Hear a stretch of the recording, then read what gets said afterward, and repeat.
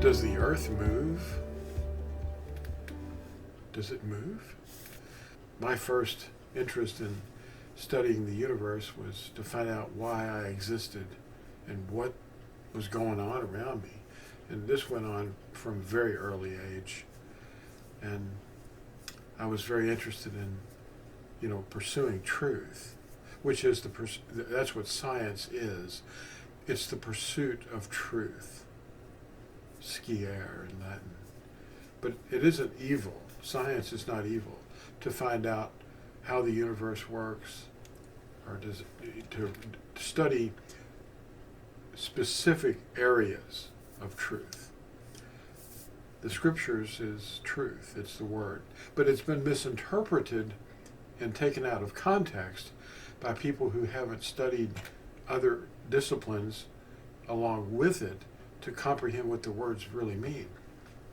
This debate or argument has caused division. There was a man named Galileo back in the 1500s who faced the Inquisition's fury. It was in 1532 that he was taken to trial, and he presented the visual evidence of orbital motions to the inquisitors. Cardinal Bellarmine arrested Galileo for his views, and they named a university here in Louisville, Kentucky after Bellarmine. They ought to name it Galileo University, not Bellarmine University. He was the Grand Inquisitor, Anyway, this argument needs to be addressed from the Hebrew text, not the translations. Because when you read a translation, you're reading an interpretation, hopefully based upon the Hebrew. But you see, the translators copy one another, and they inherited little errors here and there. Keep in mind, though, whatever your view is on this subject, Yahuwah has already addressed this. Thus said Yahuwah, let not the wise boast in his wisdom, let not the mighty boast in his might, nor let the rich boast in his riches, but let him who boasts boast of this, that he understands and knows me, that I am Yahuwah, doing kindness, lawfulness, and obedience in the arets. For in these I delight, says Yahuwah, unquote. Now there's a word in this text called the arets. It's the word in Hebrew for earth or soil. It's arets. And I wanted you to remember that word. A study to consider also is Psalm 93, 1 through 2. This is the beginning of Psalm 93. Quote, Yahuwah shall reign. He shall put on excellency. Yahuwah shall put on strength. He shall gird himself. Indeed, the world is established, immovable. Your throne is established from of old. You are from everlasting. Unquote. Now, in that text, people have confused the word world in the translations as earth. It means far more than that. This is something much bigger than just this planet that is being described here. And I'll show you how that works out. Because the same idea is brought out in Yehukanan, or John 3, verse 16 and 17. Quote, for Elohim so loved the world that he gave his only brought forth son. He gave him his only brought forth son, so that everyone who believes in him should not perish, but possess everlasting life. For Elohim did not send his son into the world to judge the world, but that the world through him might be delivered. Unquote. Now that word world is going to be examined here. It's not talking just about the earth. Yahuwah has created far more than just this earth. Look up and you'll see. Yahusha will restore the universe. deliver it from the entropy it was subjected to at the fall.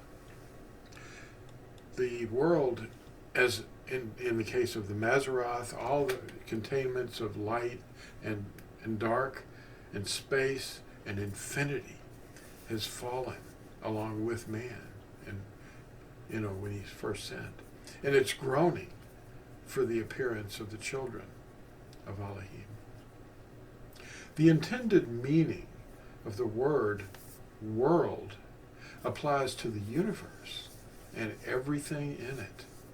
Now, we look at the Hebrew word in these texts, like in Psalm 93, it's not saying earth, it's using a Hebrew word, Babel, H8398, and it means the infinite universe.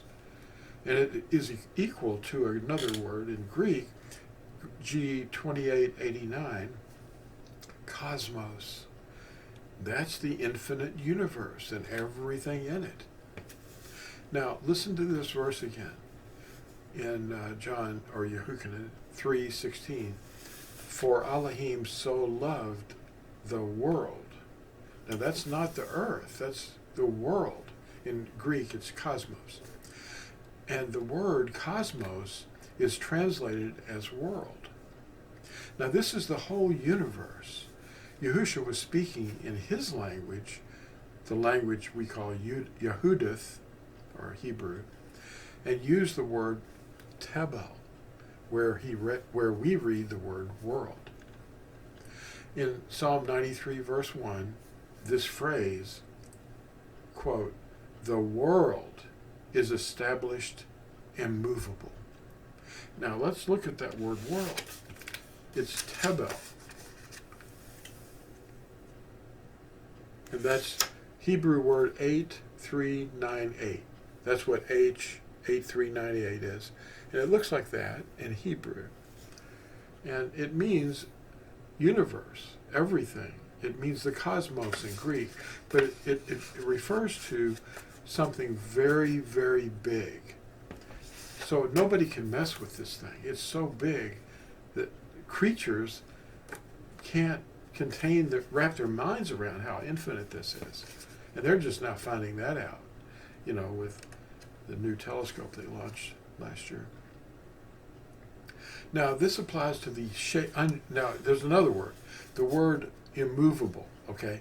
The intended meaning in the context of the word immovable, it doesn't mean that the planet is locked in place. It doesn't mean that it's not moving at all.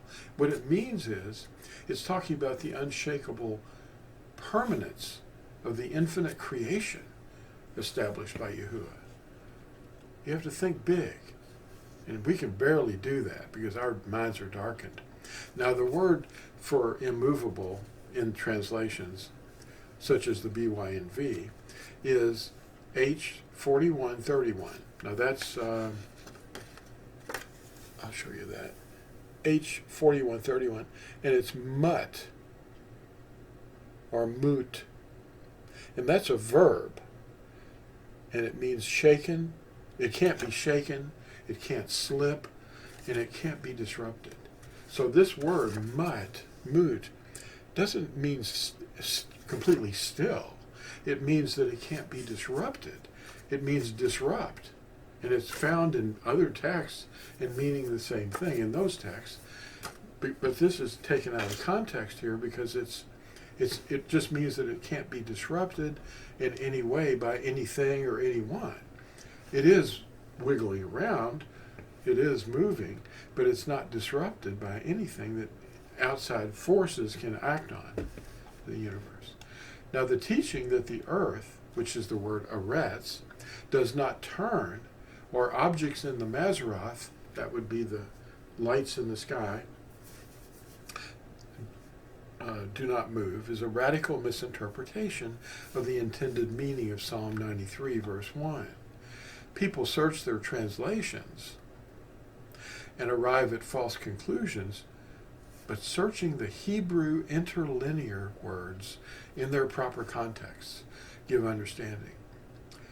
So I hope that helps a little bit, and we don't get into arguments about this stuff or geometry or any of that nonsense.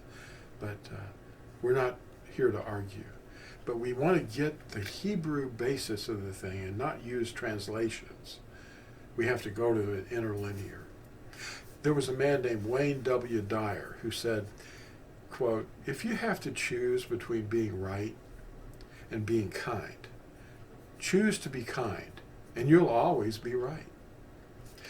But Yahusha said, "A renewed command I give you, that you love one another, as I have loved you, that you also love one another. By this shall all know that you are my pupils, if you have love for one another." That's Yehukanan, or John 13, verses 34 and 35. Now, again, I want to remind you that we have to remember to be kind and put the other person above yourself, and don't start judging each other over misunderstandings. Yahusha said, so Yahusha said to those Yehudim who believed in him, he's talking about the people that were around him in that day, "If you stay in my word, you are truly my pupils, and you shall know the truth, and the truth shall make you free." Unquote. That was Yehukanan 8:31-32. And the search for truth is what science attempts to do. Don't be afraid of science. It's not opposed to anything. It's just being misunderstood by archaeologists, that are trying to keep their job. But always obey the commandments and be the bride. And we'll see you in the next video. Thanks for watching.